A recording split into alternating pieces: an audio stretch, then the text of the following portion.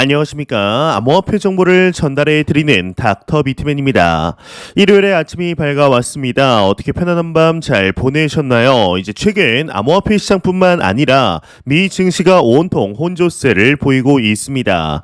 이 미국의 실리콘밸리 뱅크의 위기 소식이 나온 뒤 이틀 만에 초고속 파산을 하면서 이 금융권 연쇄 도산에 대한 불안감이 확산이 되고 있는데 일단은 코인 마켓캡에서 메이저 탑10 코인들 먼저 한번 살펴보도록 하겠습니다.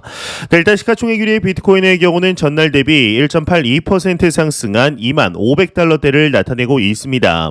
이외에 이더리움은 2.84% 상승한 1,472달러대를 나타내고 있으며 현재 USDC의 경우는 4.1% 하락을 했습니다. 스테이블 코인이 4%가량 하락한 것 자체가 참 문제이죠. 0.95달러대를 나타내고 있고 6위 XRP의 경우는 1.63% 하락한 0.36달러대를 나타내고 있습니다. 현재 USDC가 대량으로 USDT로 이제 변환을 하면서 USDT의 경우는 0.48% 상승한 1.01달러대를 나타내고 있는데요. 비트코인의 더미넌스, 이더리움의 더미넌스 각각 한번 살펴보게 되면 41.9%, 19%대를 나타내고 있습니다. 그렇다면 과연 선물 투자자분들은 현재 포지션 어떻게 나누고 있는지 롱숏 비율 한번 확인해 보도록 하겠습니다. 네, 일단 비트코인을 먼저 보겠습니다. 비트코인의 경우는 숏 포지션이 59%로 우위를 점하고 있습니다. 이더리움의 경우도 숏 포지션이 52%, XRP의 경우는 롱 포지션이 65%로 우위를 점하고 있네요. 네, 현재 여러분들 또한 여러 매체를 통해 접하셨을 것입니다. 제2의 리먼 사태가 찾아왔다라는 이야기들이 쏟아지고 있는 상황인데 이 실리콘밸리 뱅크의 위기 소식이 나온 뒤에 이틀 만에 초고속 파산을 하면서 금융권 연쇄 도산에 대한 불안감이 확산되고 있습니다. 얼마 전까지만 하더라도 자체 보고서에서 지급 준비금이 충분하다라는 이야기를 했던 터라 이 시장의 충격이 더 큰 것으로 보이는데요. 이 자산 규모로는 20대 은행 안에 드는 대형 은행이기 때문에 실리콘밸리 뱅크의 이 파산 소식이 향후 어떤 문제를 낳을지에 대해 귀추가 주목이 되고 있습니다.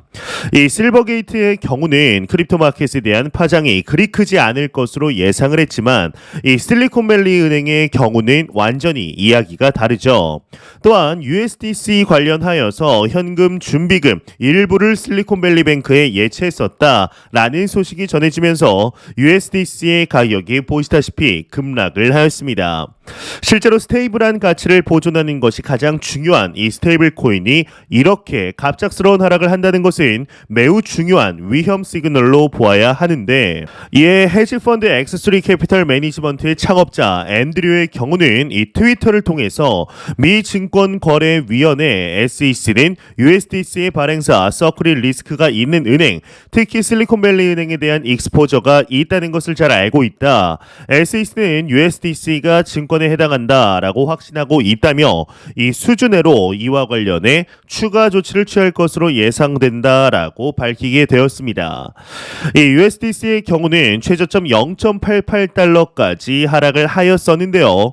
이 전문가들의 경우는 USDC가 0.77달러 이하로는 절대적으로 깨지지 않을 것이라 장담을 하고 있는 상황입니다.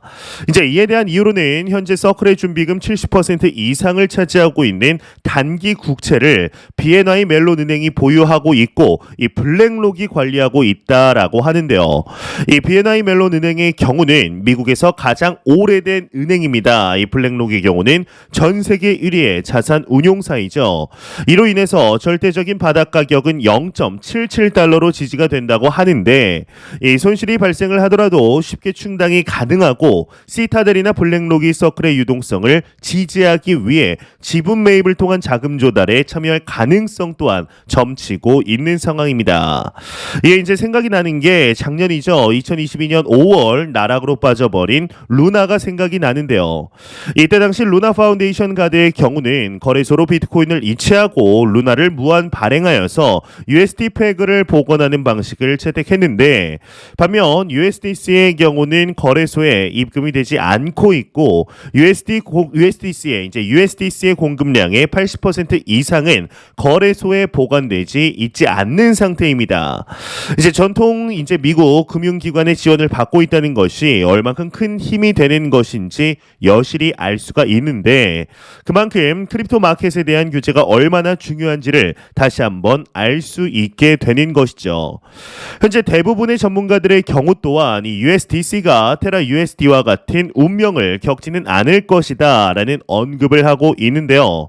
이제 암호화폐 교육자인 이그나스라는 인물의 경우는 이와 관련하여서 이 USDC 발행장의 경우는 이 잠재적인 손실을 또 충당하고 잔고를 회복하기에 충분한 만기가 짧은 미국 국채를 보유하고 있다. 이제 앞에서 말씀드린 내용과 비슷한 결의 내용이죠. 이 코인베이스와 바이낸스가 USD 상환을 중단하기로 결정하면서 이 암호화폐 시장의 패닉이 증폭되고 있는데 차익 거래자들은 월요일 은행이 개장하면 USDC의 1대1 패깅을 회복할 것이다 라고 언급을 하였습니다.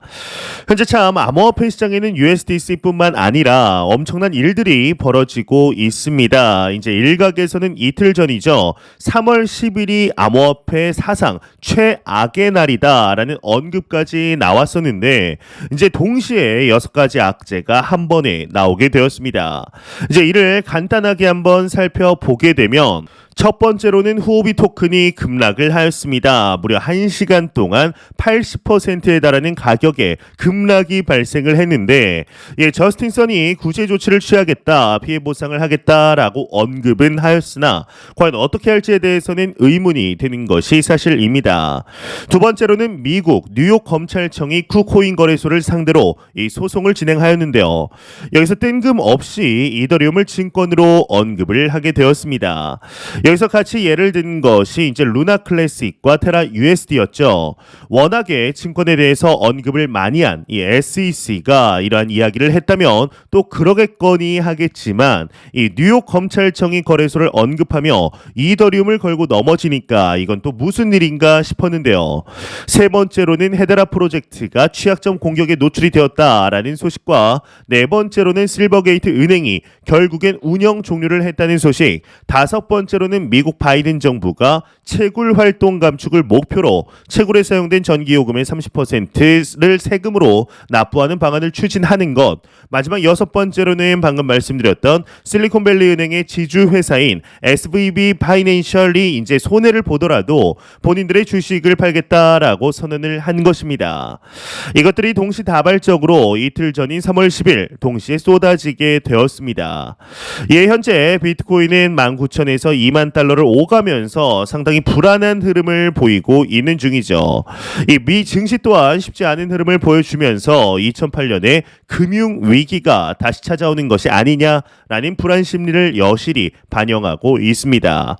이 실업률은 애매한 데이터를 보여주었습니다. 2월 신규 일자리가 31만 개로 전망치를 웃돌았지만 이 실업률의 경우는 3.6% 증가한 것으로 나타났는데 이렇게 상반된 데이터가 나오면서 3월 FOMC에서 연준이 25bp 인상할 것이라는 의견이 다시금 우세하게 나타나고 있는 상황입니다. 인플레이션을 때려잡겠다라고 혈안인 연준이 과연 이런 상황에서 마음 놓고 금리를 올릴 수 있겠냐라는 것인데요. 이제 한간에는 연쇄은행 파산이 일어날 경우 연준이 금리를 더 이상 인상하기 어려운 상황이 만들어질 것이라는 의견도 나오고 있습니다.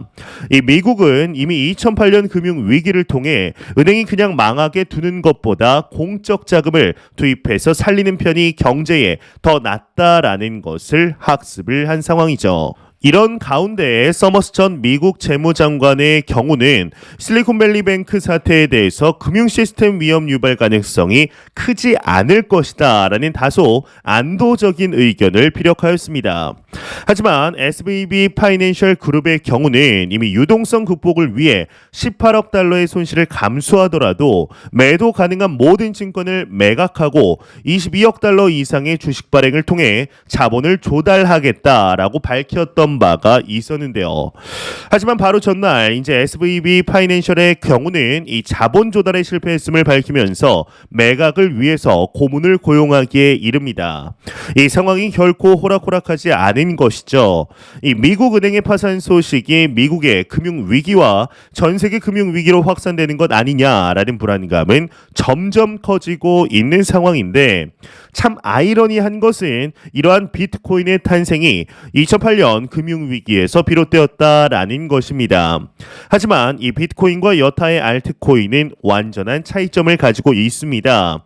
미 검찰이 대놓고 이더리움을 증권이라고 부르는 이유는 이더리움이 사실상 탈중앙화되어 있지 않다라고 보기 때문인데 현재 상황만을 놓고 보았을 때 오로지 비트코인만이 탈중앙화된 유일한 크립토 자산임을 미 정부 기관들도 인지하고 있다라는 뜻이 되는데요. 그런 점에서 이번 실리콘밸리뱅크 사태는 비트코인 이외의 알트코인에 매우 위협적인 도전이 될 것입니다.